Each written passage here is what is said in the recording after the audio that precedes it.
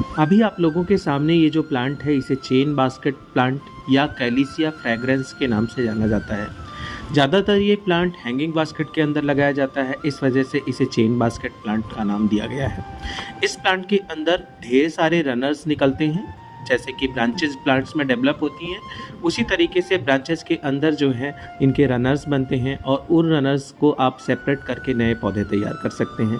बात इस पौधे की अगर करी जाए तो ये धूप में और इंडोर दोनों जगह बहुत आसानी के साथ चल जाता है।